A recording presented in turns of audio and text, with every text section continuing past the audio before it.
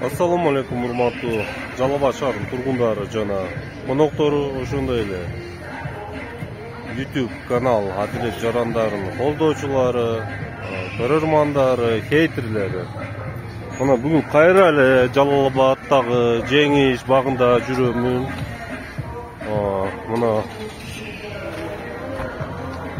стоянкасыны бир иретке келтирип койгула деп качандан бери суранабыз. Же бизи ошол паркты карай турган мекеме жокпу, же кимге карайт? Бул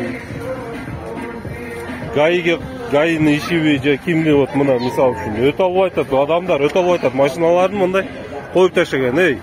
Жалал Абадта бир мындай парктарды кожоюн барбы, жокпу? Мында бир нормально кылып койсоңор, мына машиналар толуп кетиптир. Мына өтө албай атат адамдар. Мына велосипедчен өтө албай атам мен.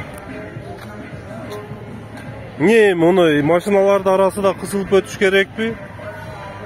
100 жолу сурандык. Ушул жерде хотя бы мындай тротуар түрдө бир жол койдуруп коелу же эмне? Ким карайт паркты? Колуңардан келбесе башка бергиле карай турганга эмне? Жалал Абадта барбы мо парк ээлери?